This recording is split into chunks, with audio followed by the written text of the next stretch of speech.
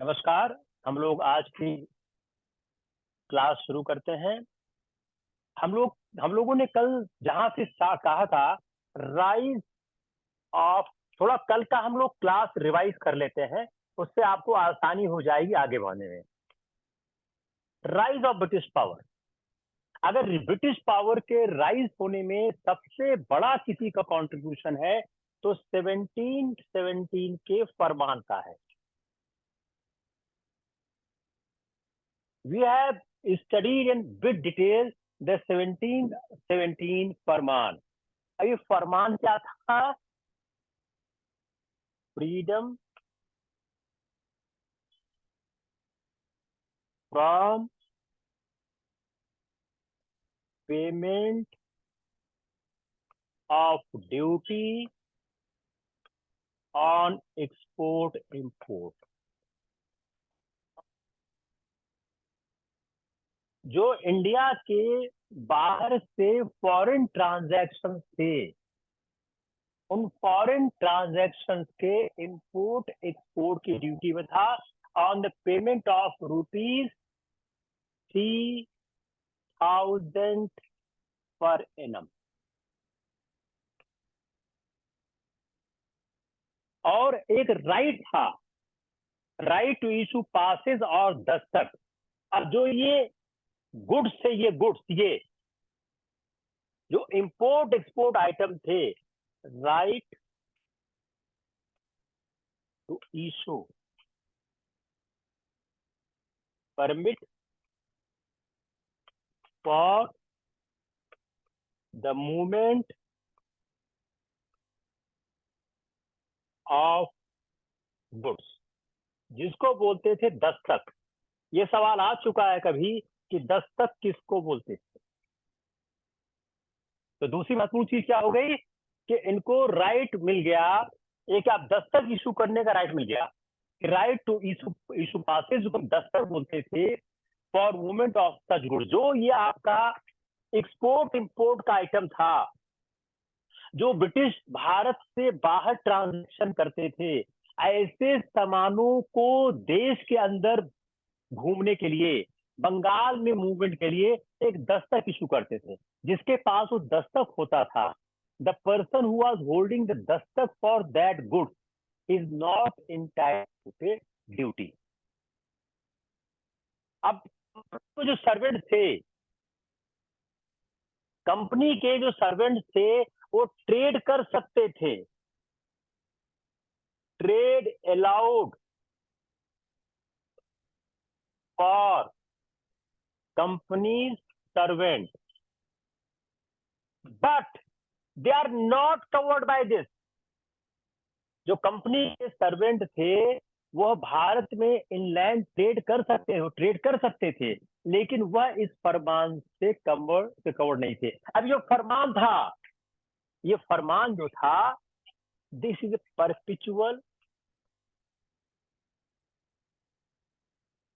Cause of struggle.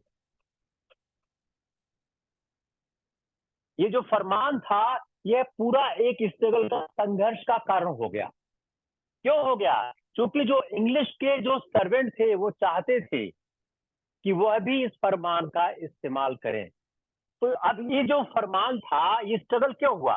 Why it is a perpetual struggle? Because इससे क्या हो रहा था? Loss of revenue. इससे बंगाल के रेवेन्यू का लॉस हो रहा था। आई एम वेरी स्लो, अगर फास्ट हो आप बोल दें आप फास्ट हो। इससे लॉस ऑफ रेवेन्यू हो रहा था। दूसरा, जो पावर टू इशू फरमान, इसका क्या हो रहा था? मिस यूज हो रहा था।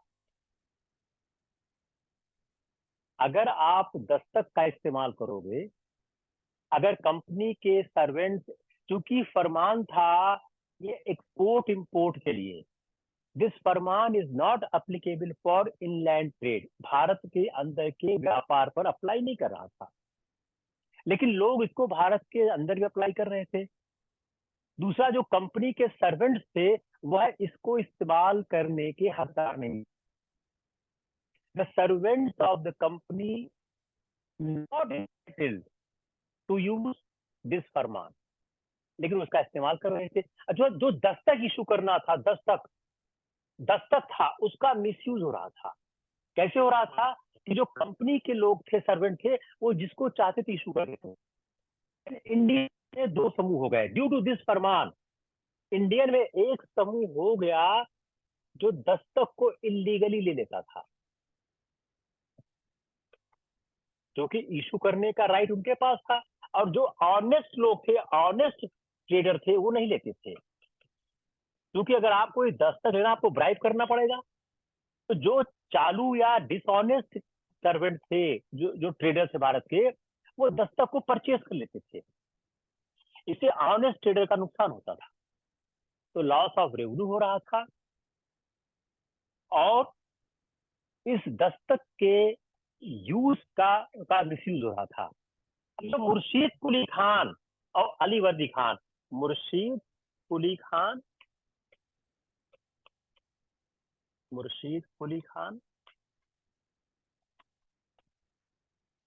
और अली वर्दी खान,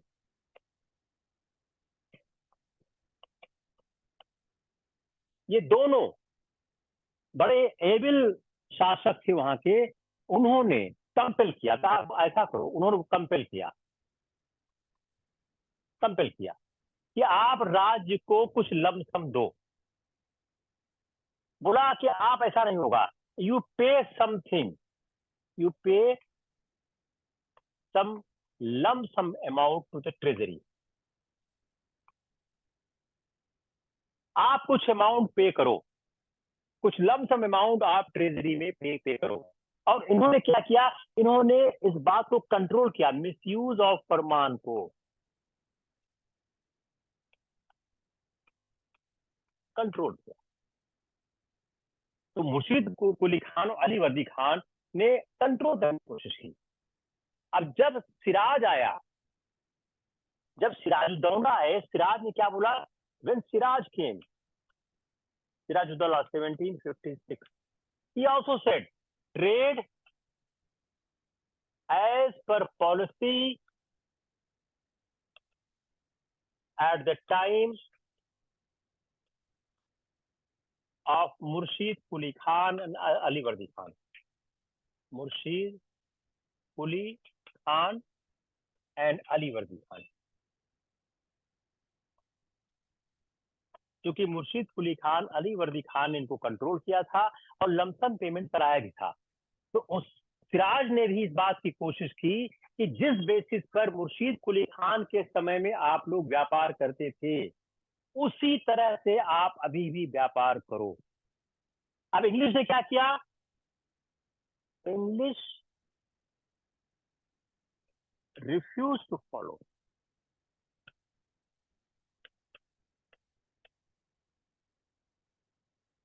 इंग्लिश ने सिराज की बात को मानने से इनकार कर दिया कि हम उस तरह से हम व्यापार नहीं करेंगे। यहीं से तो ठीक था। उसके आगे क्या किया उन्होंने, क्योंकि कलकत्ता इनके कंट्रोल में था, कलकत्ता पे इनका कंट्रोल था इंग्लिश। उन्होंने क्या किया, कलकत्ता गुड्स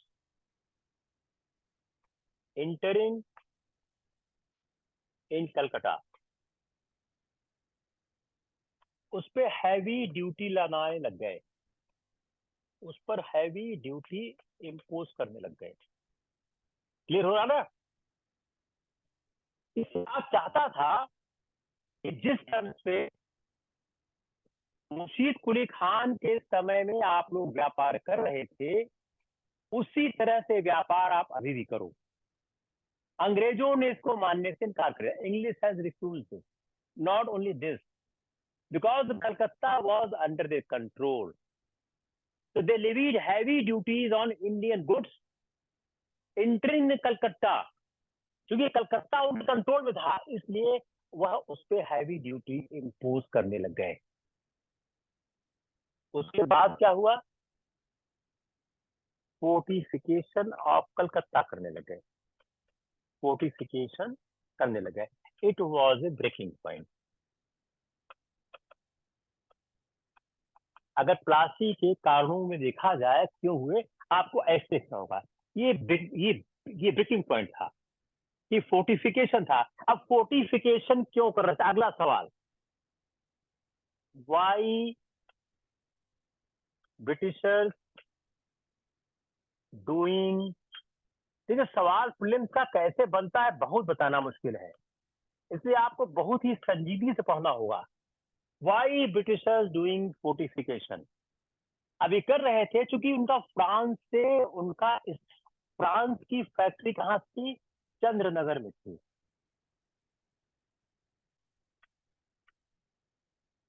ये कलकत्ता के पास थी।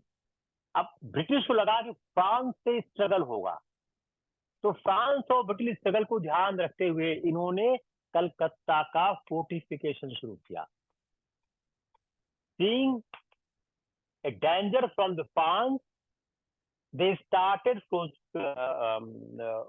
fortification of the Calcutta. Clear? अब 1693 में क्या हुआ, 1693 में ब्रिटेन में बड़ा हंगामा हुआ कि जो व्यापार चल रहा था उसमें राइट टू ट्रेड को एक्सटिंग्विश किया गया। राइट टू ट्रेड को एक्सटिंग्विश किया गया, लेकिन ईस्ट इंडिया कंपनी कमजोर नहीं थी, बड़ी ताकतवर थी, क्योंकि 1693 में चार्टर विड्रॉ हो गया। इसको आप लिखिए आराम से, ध्यान से। 1693 में चार्टर विड्रॉ हुआ और राइट टू ट्रेड एक्सटिंग्विश हुआ, लेकिन स्ट्रॉन्ग थी। इन्होंने 80,000 पाउंड ब्राइब किया। जो वहां के पार्लियामेंटेरियन थे, जो वहां के पॉलिटिशियंस थे, उनको ब्राइब किया। और क्या किया, absolute right to trade free in Bengal, absolute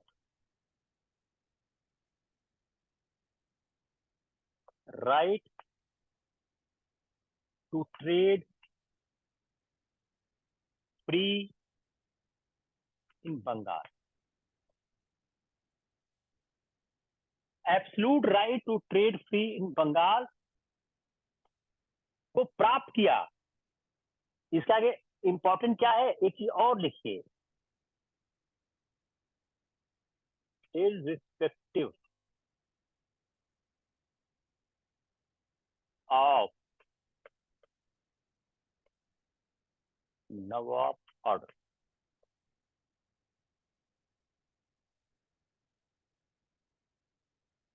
sixteen 1993 में राइट टू ट्रेड एक्सटिंग्विश हो गया, लेकिन ईस्ट इंडिया कंपनी वाले बड़े ताकतवर थे, बड़ा पैसा कमाए थे लोगों ने। इन्होंने क्या किया, 80,000 पाउंड, बहुत बड़ा पैसा होता उस समय, खर्च किया उन्होंने, और एज ए ब्राइब थे वहां के पार्लियामेंटेरियंस को। और एशिया कंपनी ने डिमांड किया absolute right to trade free in Bengal, irrespective of Bengal nawab order. इस समय सिराज ने, जब जब सिराज देखा कि फोर्टिफिकेशन कलकत्ता का स्टार्ट हो गया है, तब सिराज ने सोचा take on, let's take on the British, चलो अब ब्रिटिश के साथ आजमाइश करते हैं। उसके बाद सिराज ने कासिम बाजार और कलकत्ता सीज किया, जो मैंने आपको पढ़ाया हुआ है, जो मैं पढ़ाया है अभी पढ़ाया, उसी को मैंने एक तरह से और बता रहा हूँ ताकि आपके दिमाग पे स्थापित हो जाए। कासिम बाजार और कलकत्ता को सीज कर दिया। I have explain this yesterday. उसके बाद जो कॉन्स्पिरेसी हुई, अब कॉन्स्पिरेसी में कौन कौन लोग शामिल थे, ये चार्ट बनाइए कि जो लोग शामिल थे वो किस किस पदों पे थे, ये सवाल आ सकता है। मीर जाफर कौन था, वो मीर बख्शी था। मानिक चंद, मानिक चंद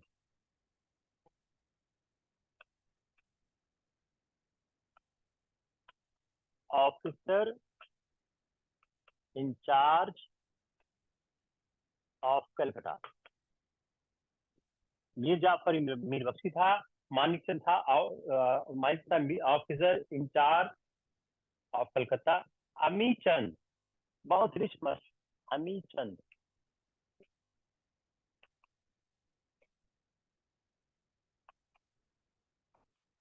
रिच मर्चेंट था। जगत सेठ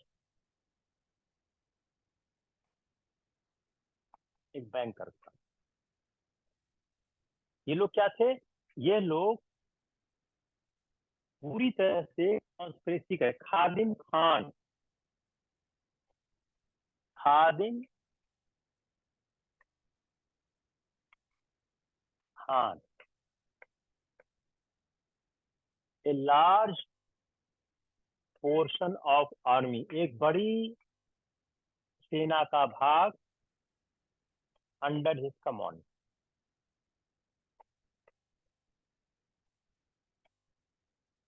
ये वह लोग थे जो कि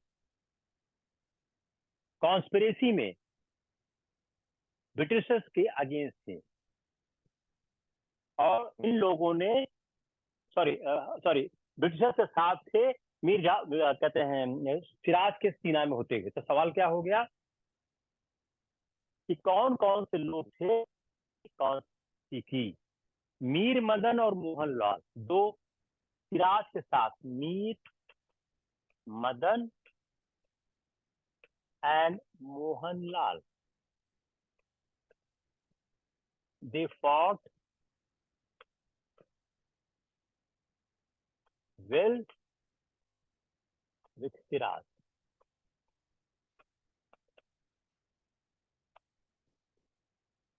सवाल बन गया। What question? क्वेश्चन ये है कि 1757 की प्लासी की लड़ाई में कौन कौन से लोग थे जिन्होंने कॉन्स्पिरेसी की? इतने नाम याद रखिए, सिम काम हो जाएगा। एक बार कहीं सवाल आया हुआ है जगत सेठ से, पता नहीं कब आया है, एक बार कभी आया हुआ है कि जगत सेठ क्या था। Jagat Seth was a banker. ये बिगेस्ट बैंकर था, बिगेस्ट बैंक।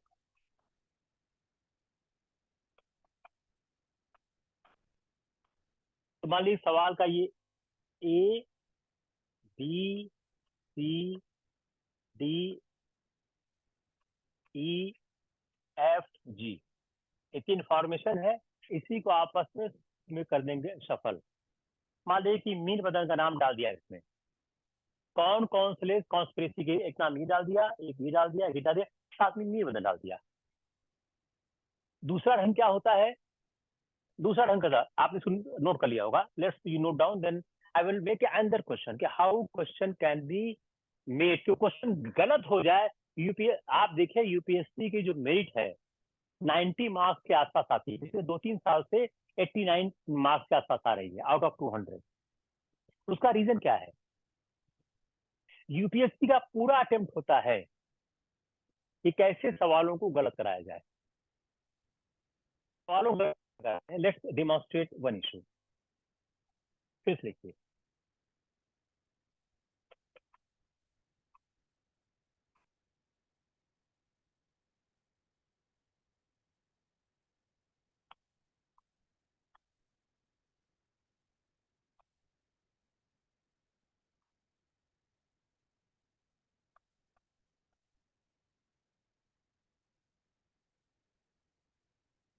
ठीक है।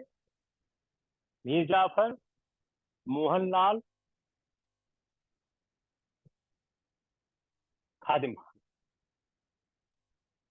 ए B C D. Who has conspired against Siraj? Answer A. A, B, C. Answer B. B, C, D. Answer C. A, B, D. Answer B. A, B, C, D. ठीक answer.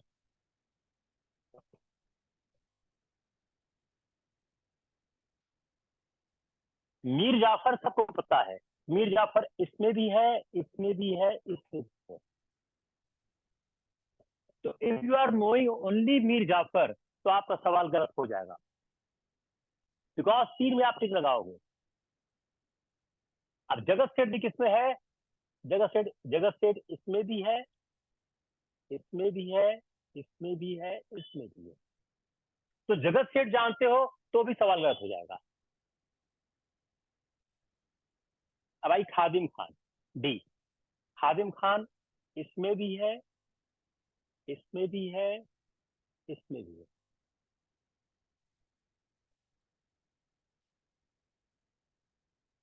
इसमें नहीं, ठीक, एक minute. तो आप जब तक मोहनलाल नहीं जाओगे, आंसर क्या होगा? एबीडी। एबीडी क्या है? ये। तो आप देखिए, आपको एक या दो इंफॉर्मेशन से काम नहीं हो रहा है, आपको एक से ज्यादा इंफॉर्मेशन की आवश्यकता है। इसी को हम फिर चेंज करते हैं। हु नॉट conspired against फिराज? ए मीर जाफर, बी राय दुर्लभ,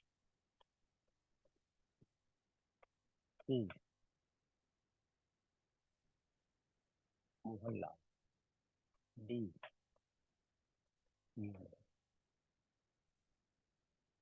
राय दुर्लभ मुझसे कुछ छूट गया था। राय दुर्लभ भी एक एक्टर थे, ठीक है मेरे साथ। अब देखिए आंसर देखिए, A C D, D A B C D, C A C D, D A B. अब यार ट्रिक क्या है, अगर आप नॉट नहीं पढ़ पाओगे सवाल गलत हो जाएगा। कई बार हम लोग जल्दी नहीं पढ़ते हैं कि ऊपर नॉट है कि नहीं है। आप लोग मॉक टेस्ट करके देखिए, आप पता लगेगा।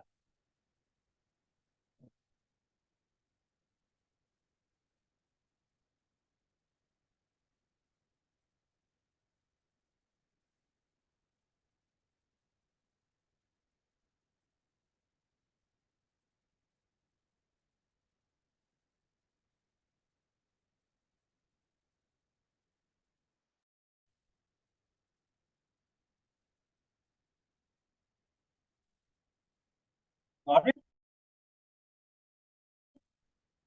Got it? तो आपको आंसर क्या हो गया? मोहनलाल मीर मतलब सीडी कहीं पे है? या CD is clear? Not clear?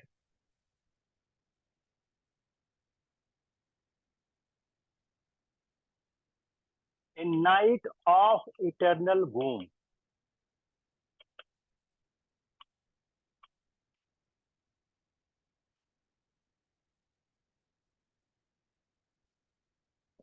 Plastic युद्ध के बाद कहा गया ए नाइट ऑफ इटर्नल वूम फॉर इंडिया। किसने कहा था ये?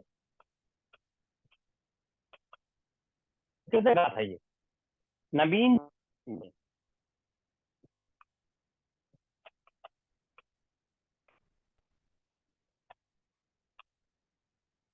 मुसद्दिस, नवीन चंद्र सेन।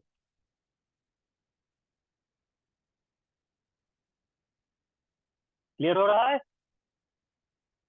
प्लासी की लड़ाई के बाद कंपनी को क्या क्या ग्रांट हुआ? What company granted? मैंने पहले बताया था, इसको मैं फिर से रिपीट मैं आपको कर देता हूं। Undisputed right, undisputed right of free trade in Bengal, Bihar and Orissa. याद आया? Undisputed right to free trade, Bengal, Bihar, Orissa. Zamindari of 24 Pargana,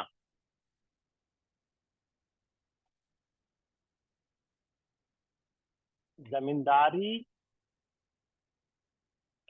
of 24 Pargana.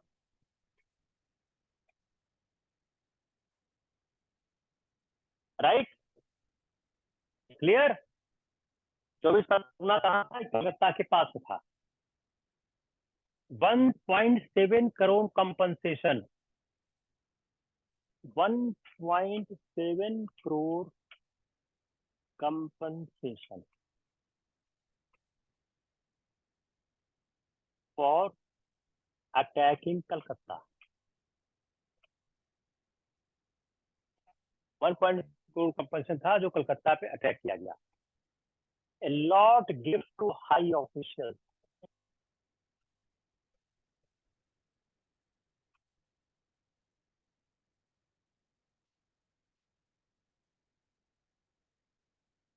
High officials को बहुत गिफ्ट दिए गए। क्लाइव को मिला 2 million rupees, 2 million rupees to Clive.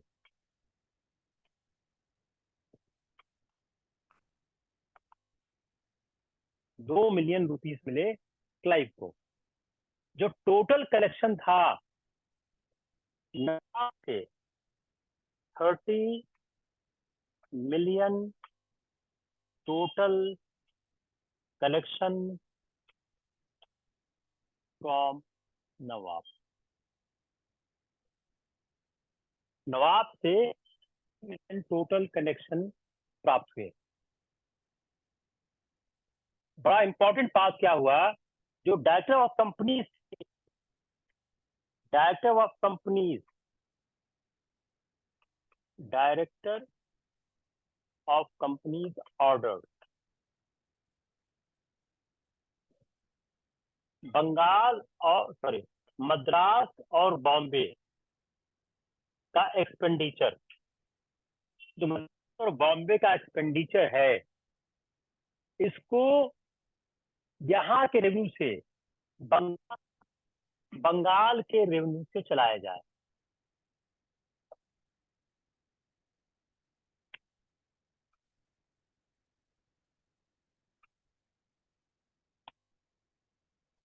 Bengal के रेवेन्यू से कलकत्ता और बॉम्बे का, बॉम्बे और मद्रास का एक्सपेंडिचर चलाया जाए। और जो इंडिया में गुड्स परचेज करने हैं टू एक्सपोर्ट, इसको भी बंगाल के रेवेन्यू से किया जाए। इसको बोलते थे इन्वेस्टमेंट। जो वो सामान खरीदते थे और उन सामान को विदेश में भेजते थे, उसको क्या बोलते थे? इन्वेस्टमेंट। जो इन्वेस्टमेंट किया जाए, जैसे आप कोई सामान, जैसे मान लो भारत कोई सामान खरीदता है ब्रिटेन से, या ब्रिटेन कोई सामान खरीदता है भारत से, तो जो इंटरनेशनल स्टैंडर्ड है, जो इकोनॉमिक्स का सिद्धांत है, आप जब खरीदोगे उसका पैसा दोगे। तो मान लो ब्रिटेन कोई सामान भारत से खरीद रहा है, तो ब्रिटेन से पैसा आएगा भारत को। मान ली यहाँ से आपने हमारा कपड़ा खरीदा, तो जो कपड़ा खरीदा जाएगा उसका पैसा ब्रिटेन देगा, जो विदेशी व्यापारी लेके आएगा। लेकिन 1757 में क्या कहा गया कि जो पैसा देना है, what's your goods you are purchasing from India export, the amount of money which required to pay is from revenue of Bengal. Is clear not clear? यहीं से ड्रेन ऑफ वेल्थ की थ्योरी स्टार्ट होती है। From here the theory of drain of wealth is starting. यहाँ से जो संपदा के बहिर्गमन का सिद्धांत, the theory of drain of wealth is starting from here. Just concentrate few more minutes here view। मैं फिर रिपीट कर रहा हूँ। Undisputed rights of free trade in Bengal, Bihar, Orissa, zamindari of 24 Pargana. इनो दोनों फर्क समझिए आप, दोनों फर्क है। 1.7 को compensation for attacking Calcutta, gift to high officials, 2 million rupees to the client, 30 million total collection from nawab. come on the last part, which is the economic impact part, very much economic impact. कि जो बंगाल, जो बॉम्बे और मद्रास की presidency है, पहले उसका खर्चा company चलाती थी और कंपनी पैसा देती थी. So the expenditure to run the presidency of Madras and Bombay is borne by Bengal revenue. Next part, जो इंडिया से गुड्स परचेज होकर जाएगा उसको हम इन्वेस्टमेंट बोलते थे. ये लोग इन्वेस्टमेंट बोलते थे. Whatsoever they are purchasing from India to sell abroad, it is being called investment. तो क्या बोले कि जो इन्वेस्टमेंट है, जो पैसा लगेगा, वो बंगाल के रेवेन्यू से प्राप्त होगा. तो क्लियर.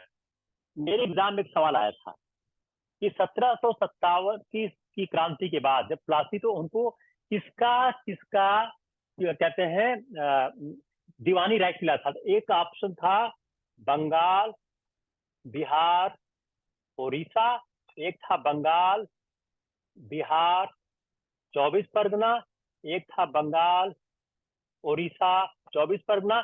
एक था ओनली 24 परगना. अब आप इन दोनों के, ये मेरे साल आया था, आप इन दोनों के फर्क को आप देखिए.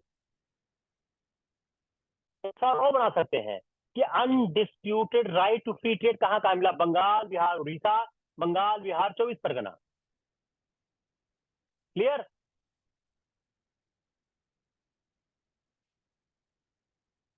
बोलिए.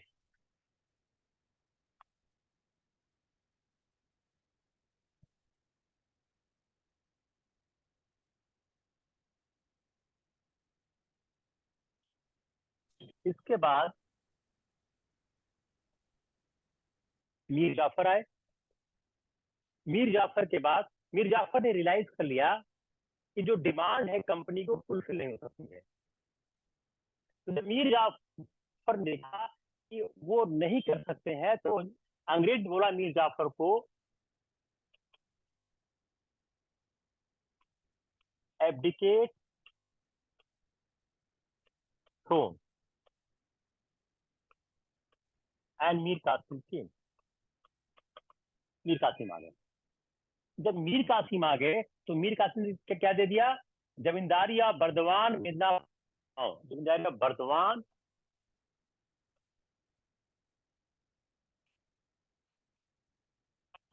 मिदनापुर, चिटगांव. बर्दवान, मिदनापुर, चिटगांव. और उसने 1717 के फरमान का मिसयूज रोकना चाहा.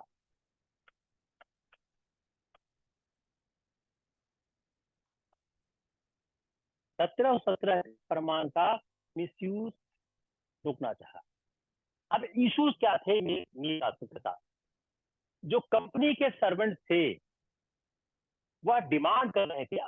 अब मीर कासिम का दिक्कत क्या गई? कंपनी के सर्वेंट डिमांड कर रहे थे फ्री ट्रेड फॉर ऑल.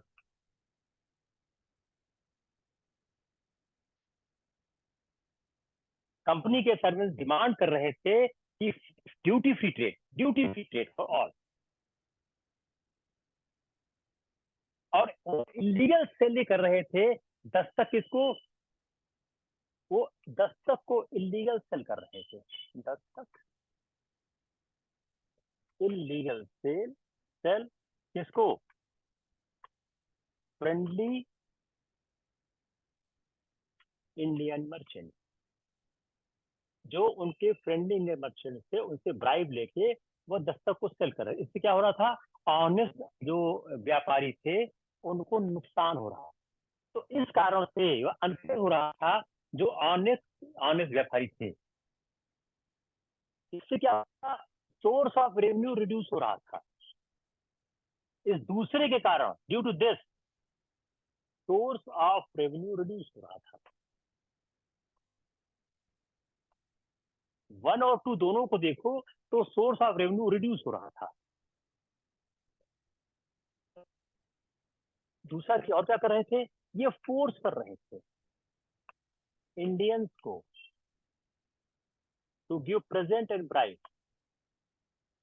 जो जमींदार थे, मर्चेंट थे, तो उनको प्रेजेंट और ब्राइब देने के लिए फोर्स कर रहे थे, परेशान कर रहे थे कि आप दो.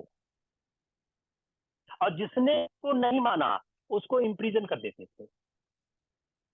जो उनकी स्तर पे नहीं आया, जो उनकी बात को नहीं मानता था, उसको वह इम्प्रिजन कर देते थे।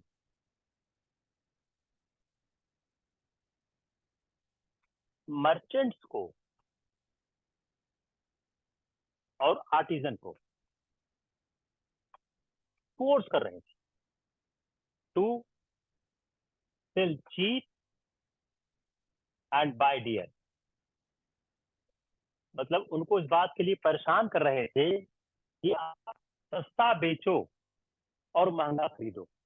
तो अंग्रेजों को आप सस्ता बेचो, महंगा खरीदो। इन कारणों से इसको देखते हुए मीर कासिम ने 2 साल की ड्यूटीज निल कर दी। 2 साल कोई ड्यूटी नहीं लगेगी। Drastic step by the Mir Kasim. उसने अबॉलिश किया all duties on internal trade. Internal trade पे, एक्सटर्नल तो पहले से कवर्ड था फरमान से, झगड़ा इंटरनल ट्रेड को लेके था, क्योंकि एक्सटर्नल ट्रेड तो पहले से ही 1717 के फरमान से कवर्ड था, उसमें इशू तो था नहीं। इशू था इंटरनल ट्रेड में, क्योंकि 1717 का फरमान इंटरनल ट्रेड पर लागू नहीं होता था, लेकिन उस पर लगाया करते थे। तो मीर कासिम ने देखा कि सारा समस्या है, ऑल प्रॉब्लम बिकॉज 1717 फरमान is being misused in internal trade. Company doesn't want to pay illegally to the person, खत्म कर देते हैं। उन्होंने पूरी तरह से इसको समाप्त कर दिया, फिनिश कर दिया।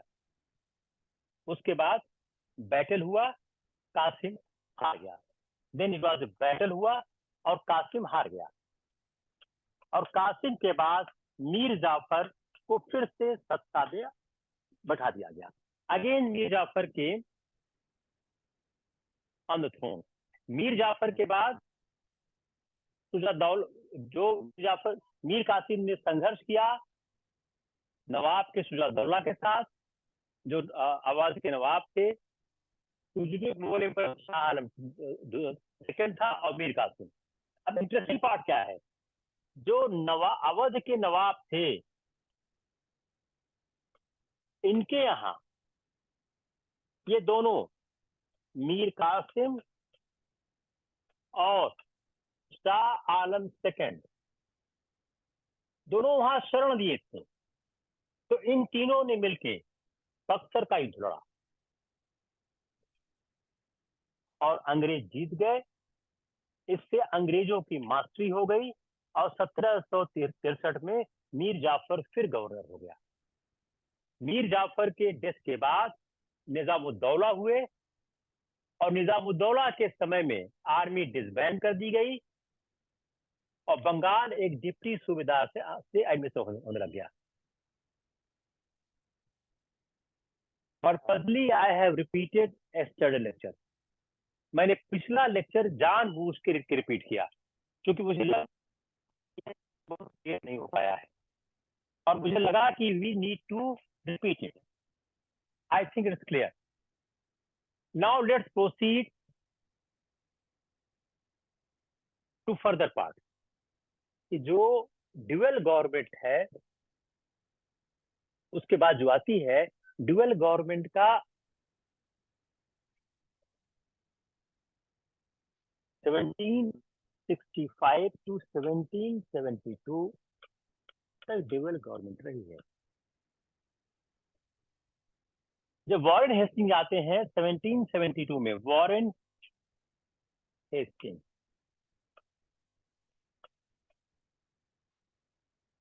1772 टू 1785। वॉरेन हेस्टिंग ने ड्यूअल सिस्टम को एबॉलिश कर दिया। एबॉलिश्ड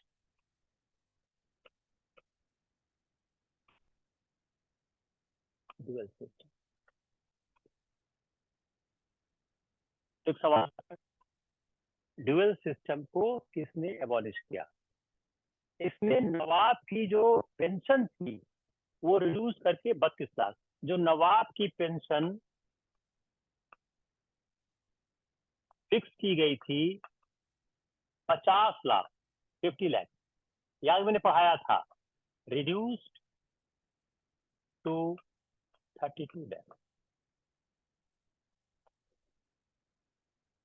नवाब की जो पेंशन थी उसको 50 से 32 लाख कर दिया, और जो मुगल इंपरर की पेंशन थी 26 लाख रुपया। मुगल, आप लोग लेक्चर को एक बार से ज्यादा बार देखा करिए, बहुत ज्यादा फैक्ट और एनालिसिस है।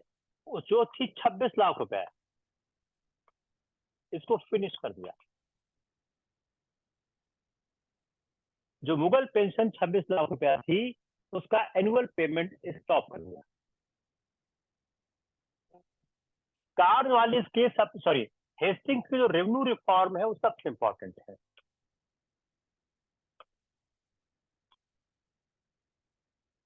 हम लोग जब इकोनॉमिक हिस्ट्री पढ़ाएंगे तो उसको और डिटेल देखेंगे। क्या क्या बोर्ड ऑफ रेवेन्यू इस्टेब्लिश किया, established board of revenue at Calcutta. established a board of revenue at Calcutta। इसका पर्पस क्या था? To supervise. पर्पस क्या था? इसका पर्पस क्या था? इसका उद्देश्य क्या था? टू सुपरवाइज रेवेन्यू कलेक्शन, राजस्व संग्रह पर नियंत्रण करना, राजस्व संग्रह की निगरानी करना। ही appointed English collector, appointed English collector. इन्होंने इंग्लिश कलेक्टर को अपॉइंट किया और ट्रेजरी को शिफ्ट किया मुर्शिदाबाद से कलकत्ता। एक एक चीज आप याद करो, मैं बार बार रिपीट करता हूं। Shifted treasury from Murshidabad to Calcutta. Calcutta became capital. एक सवाल ये भी हो गया, कलकत्ता किसके टाइम में कैपिटल बनी और कब बनी? 1772 में कलकत्ता कैपिटल बनी थी। क्लियर?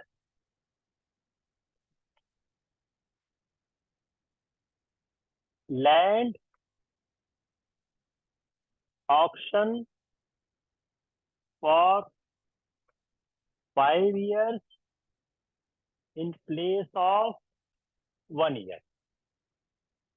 पहले रेवेन्यू के लिए हर साल लैंड का ऑक्शन होता था, तो 5 साल, एक जगह 5 साल कर दिया। और इस ऑक्शन में जमींदार वीआर गिवन प्रियोरिटी। हम लोग जब परमानेंट सेटलमेंट पढ़ेंगे और आगे बात करेंगे। जमींदार गिवन प्रियोरिटी, जमींदारों को प्राथमिकता दी गई। तो जो लैंड ऑक्शन हुआ था 5 साल, 1 साल का, उसका 5 साल किया गया। जितने आर्बिट्रेरी सेस है, जो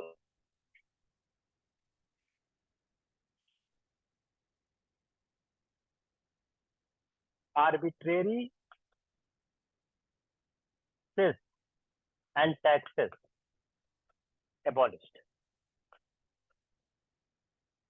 जितने आर्बिट्रेरी सेस थे, या जो कहते हैं जो अनरीजनेबल फाइन्स थे, अनरीजनेबल फाइन्स थे,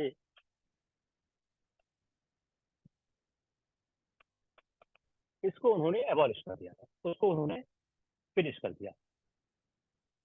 restriction, restriction on enhancement of rent, rent के इनहैंसमेंट पर उन्होंने रिस्ट्रिक्शन रख दिया। ये क्या हो गया? ये हो गए कार्नवालिस के सॉरी सॉरी, ये हो गए वॉरेन हेस्टिंग्स के revenue reform, judicial reform. And is the, लिख लिया, जस्ट नोट डाउन दिस। यहाँ पर पूरा नोट्स ही बना दे रहा हूं मैं, इट्स ए कंप्लीट नोट। आप लोग मेरा नोट पढ़ने के बाद किताबों को पढ़िए, आप बहुत वही होगी। ज्यादातर पाएंगे किताबों में जो लिखा गया है मैंने सब कवर कर दिया है, एनसीईआरटी कवर कर दी है। उसके अलावा जो और किताबें एनसीईआरटी, काफी किताबों को हम लोग कोशिश करते हैं पढ़ने के बाद एक ऐसा मटीरियल तैयार करें कि आपका काफी काम हो जाए, और आसानी से एक जगह से मिलता नहीं है। हो गया? कम ऑन द नेक्स्ट, कल ही note, I am giving you the time to note.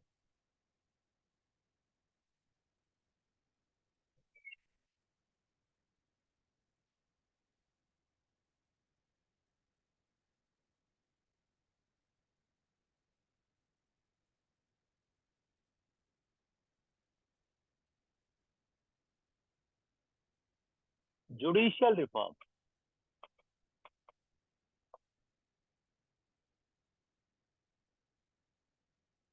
Second is the judicial reform. नवाब और जज वो हुआ करते थे chief of administration of justice. उसने क्या किया, हर डिस्ट्रिक्ट को सिविल कोड दिया, एवरी डिस्ट्रिक्ट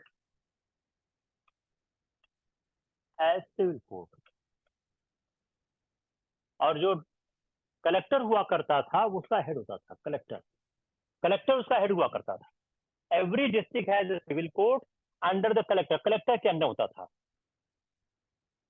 दूसरा, क्रिमिनल कोड और इंडियन जज। क्रिमिनल कोड उसने बनाया हर डिस्ट्रिक्ट पे, और उसको हुआ करता है अंडर इंडियन जज। अपीलेट कोड बनाया, अपीलेट कोड, अपीलेट।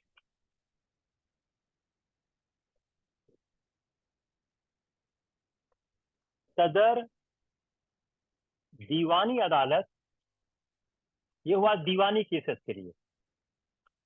सदर निजामत अदालत, ये हुआ सिविल केसेस के लिए। सदर दीवानी अदालत हुआ दीवानी केसेस के लिए, सदर निजामत हुआ क्रिमिनल केसेस के लिए।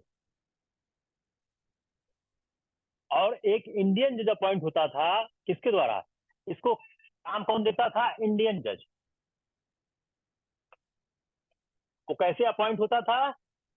By governor general council, governor general की काउंसिल के द्वारा वो अपॉइंट होता था। और इसकी मदद के लिए एक्सपर्ट ऑफ हिंदू, और इनकी मदद के लिए expert of Hindu and Muslim law provide, Hindu और मुस्लिम लॉ के एक्सपर्ट को प्रोवाइड किया जाता था।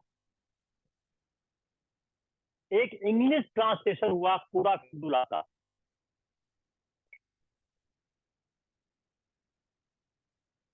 हिंदू लॉ का इंग्लिश ट्रांसलेशन किया गया। किसने किया? हिंदू लॉ का इंग्लिश ट्रांसलेशन किया गया, ये किया हाल है, ये भी याद रखिएगा। हॉल हेड ने हिंदू लॉ का ट्रांसलेशन किया। तीसरा था ट्रेड रेगुलेशन।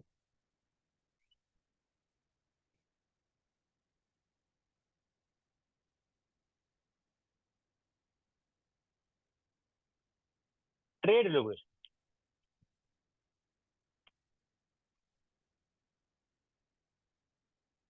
कई बार आपके दिमाग में सवाल आता होगा, कितना क्या डीप पढ़ना जरूरी है? बहुत जरूरी है। बगैर आप अपनी स्टडी में डेप्थ ले आए, सिविल नहीं कर सकते। राइट नाउ विदाउट डेप्थ आप स्टेट सर्विस नहीं कर सकते, पीसीएस नहीं कर सकते, पीसीएस नहीं कर सकते जब तक आपकी स्टडी नहीं आएगा, एग्जाम में क्लियर नहीं होंगे। ट्रेड यूनियन क्या किया, दस्तक को एबॉलिश कर दी।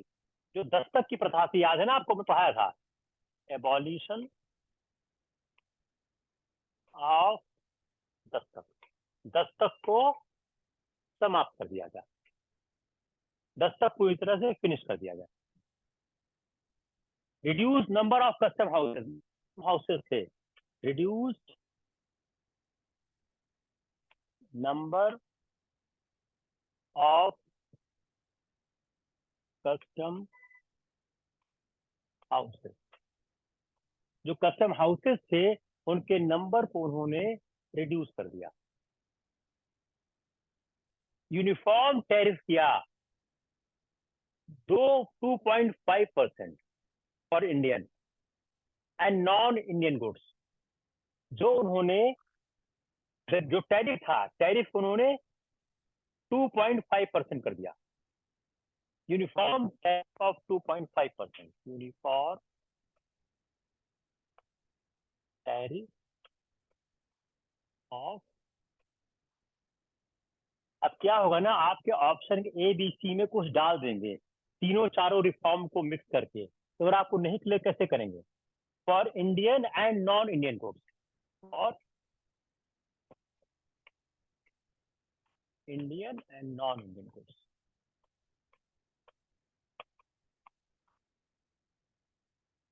इंडियन यूनिफॉर्म टैरिफ कर दिया 2.5%। जो private trade by the company servant था वो कंटिन्यू रहा, but with in enforceable limit. Private trade, अगर आप याद करिए, ऑफ कंपनी सर्वेंट कंटिन्यूड, ये चलता रहा, but with in enforceable limit, enforceable limit. याद करें कि जब से कंपनी आई थी यह काम हुआ करता था, प्राइवेट ट्रेड किया करते थे। वीवर्स को देखिए, वीवर्स बेटर ट्रीटमेंट, जो वीवर्स थे उनको बेहतर रख रखाव, बेहतर उनके साथ व्यवहार किया गया, वीवर्स को बेटर ट्रीटमेंट दिया गया और उनको फैसिलिटी दी गई कि अपने कंडीशन को इंप्रूव कर सकें। Uniform system of pre postage system, uniform system of pre paid postage, एक यूनिफॉर्म सिस्टम लगाया कि आप pre paid postage, pre post कहते हैं, प्री पेड पोस्टेज सिस्टम का। बैंक कलकत्ता में स्थापित हुआ, ए बैंक इन कलकत्ता। तो पहला बैंक कहाँ आया? कलकत्ता में, ए बैंक इन कलकत्ता। कलकत्ता में एक बैंक की स्थापना हुई और जो कानून व्यवस्था की स्थिति थी, इम्प्रूव पुलिस इन कलकत्ता, उससे क्या हुआ? डकैती पे कंट्रोल आया। अब इसको जानना क्यों जरूरी है कि जब हम लोग कार्नवालिस पढ़ेंगे, अगर ऐसा कोई सवाल आता है, इस सवाल के मेंस में होना काफी है कि इंडिया में जब ब्रिटिश आए तो उनका जो सिस्टम था वो सिस्टम कैसे इंप्रूव किया, किस तरह सिस्टम इंप्रूव किया। अगर कार्नवालिस पे लिखना है तो हेस्टिंग लिखना ही लिखना है। कोई सवाल कार्नवालिस पे आता है, you must write Hastings. Reason being so many reforms of the Cornwallis has been initiated by the Hastings. अगर मेंस में आता है कि कैसे इंडिया का administration system, trade system, judicial reform improve किया है, उसके लिए आप हेस्टिंग्स को जरूर लिखिएगा। लाइव के समय में कुछ खास नहीं हुआ था, हेस्टिंग से सारा स्टार्ट किया था। क्लियर? लिख लिया?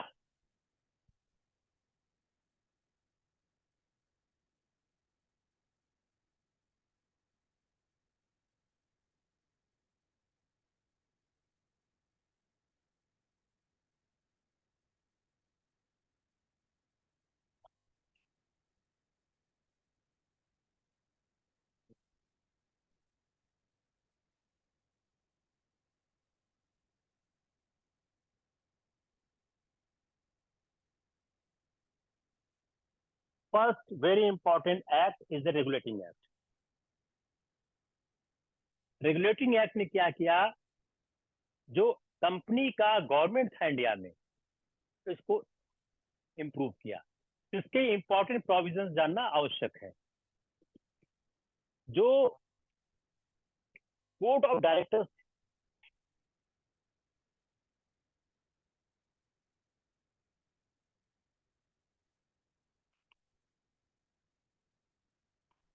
जो कंपनी के कोर्ट ऑफ डायरेक्टर्स थे, जो मेंबर्स थे कोर्ट ऑफ डायरेक्टर्स, उनका जो टर्म हुआ करता था वो पहले हुआ करता था 1 ईयर,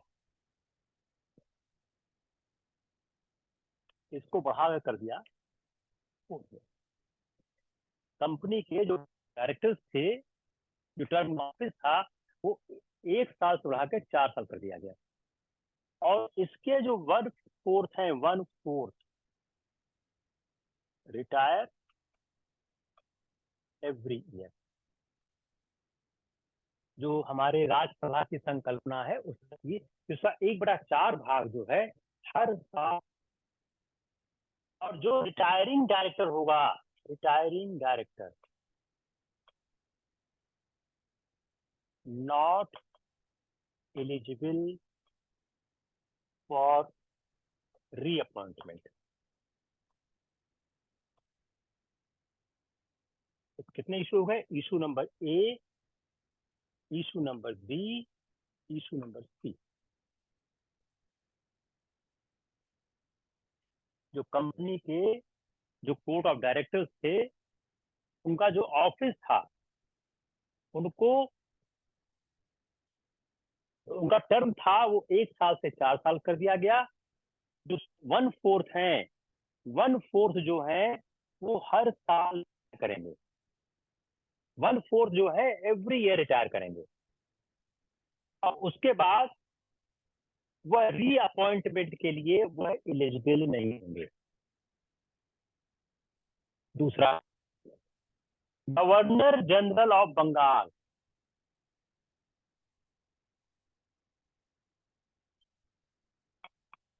इसको गवर्नर जनरल ऑफ इंडिया कहा जाने लगा।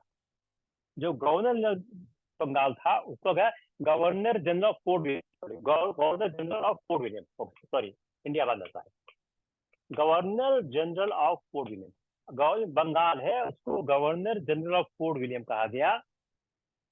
और इसका जो टेन्योर है कर दिया गया 5 ईयर, नोट किया गया 5 साल।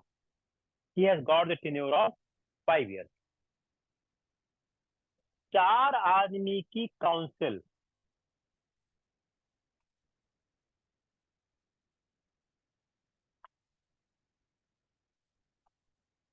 जो गवर्नर जनरल की काउंसिल थी, उसमें 4 मेंबर अपॉइंट किए गए। उसका पर्पस क्या था? वो असिस्ट करेंगे गवर्नर जनरल को। और जो गवर्नमेंट चलेगी वह मेजॉरिटी, 4 आदमी के मेजॉरिटी के वोट से। 4 मेंबर की काउंसिल बनाई गई to assist governor general. Governor general को असिस्ट करने के लिए 4 आदमी की काउंसिल बनाई गई। और जो गवर्नमेंट चलेगी वह मेजॉरिटी डिसीजन से चलेगी। और गवर्नर जनरल के पास होगा कास्टिंग वोट। कास्टिंग वोट तो समझ रहे हैं? अगर 4 में 2-2 एक साइड में आ गए तब गवर्नर जनरल वोट देगा। अगर 3 और 1 हो गए तब गवर्नर वोट नहीं देगा। गवर्नर जनरल के पास सिर्फ कास्टिंग वोट था। अगर टाई हो गया तो कास्टिंग वोट होगा। Governor general council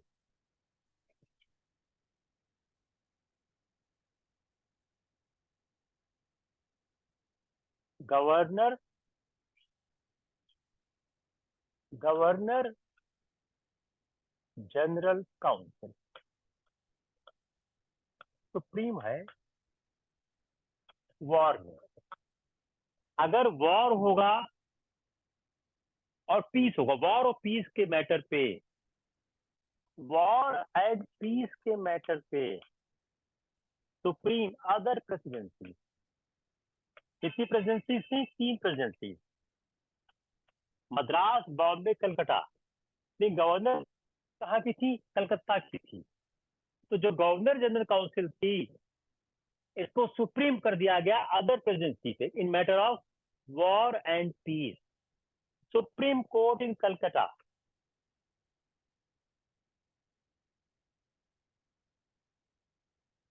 supreme court in Calcutta. Calcutta में एक सुप्रीम कोर्ट की स्थापना, कलकत्ता में एक सुप्रीम कोर्ट की स्थापना की गई। इसमें एक चीफ जस्टिस हुआ और 3 जूनियर जज हुए। और यह जो सुप्रीम कोर्ट था इंडिपेंडेंट ऑफ, इसको आप ध्यान दीजिएगा, independent of governor general council. तो आप क्या कर सकते हैं?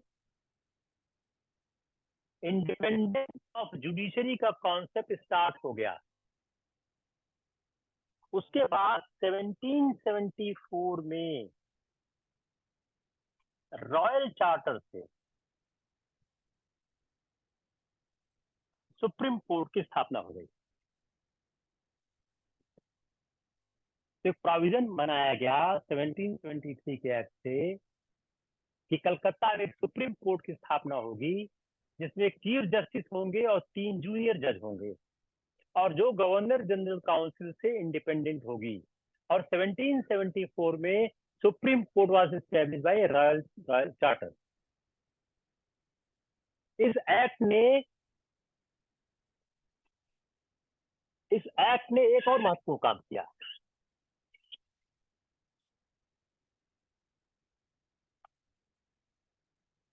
Prevented gift. अब कोई भी सरकारी नौकर, चाहे वह गवर्नर जनरल ही क्यों ना हो या मेंबर ऑफ काउंसिल हो, जज हो, कोई भी हो, डायरेक्टली और इनडायरेक्टली कोई भी गिफ्ट वो नहीं ले सकते। They can not take any gift, कोई भी गिफ्ट वो नहीं ले सकते थे। ये बहुत महत्वपूर्ण प्रोविजन था। अगर हम इसकी खासियत और बुराइयों को देखें तो महत्वपूर्ण बात क्या है? जो रेगुलेटिंग एक्ट था इसने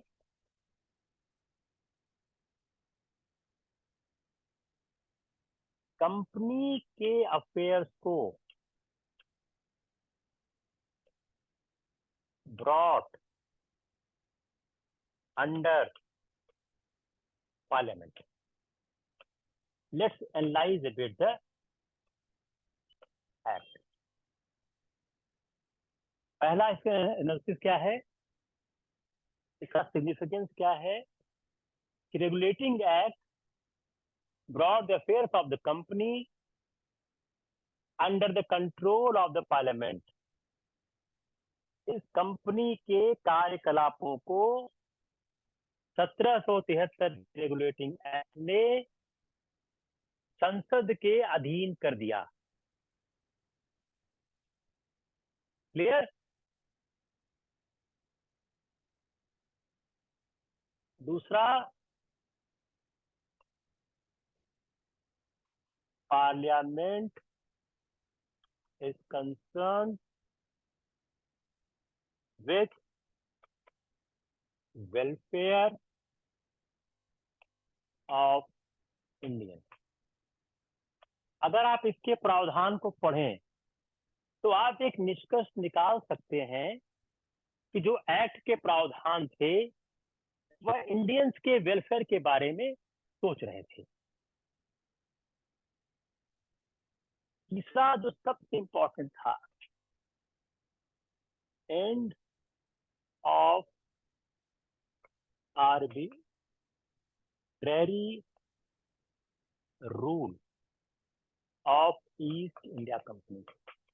अगर आप प्रावधान को देखें तो प्रावधान ये बताते हैं कि जो आर्बिट्रेरी रूल था ईस्ट इंडिया कंपनी का, उसको इस एक्ट ने खत्म कर दिया और एक फ्रेमवर्क दिया कि कैसे सरकार यहां चलाई जाए। इसका एक मेन डिफेक्ट है,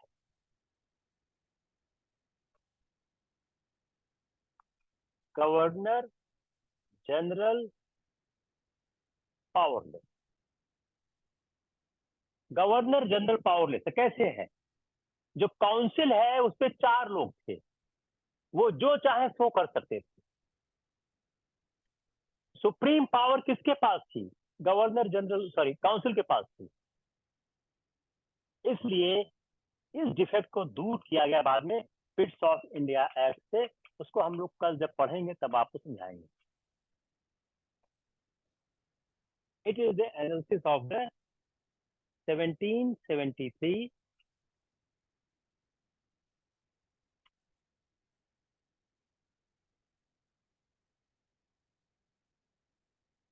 regulating act.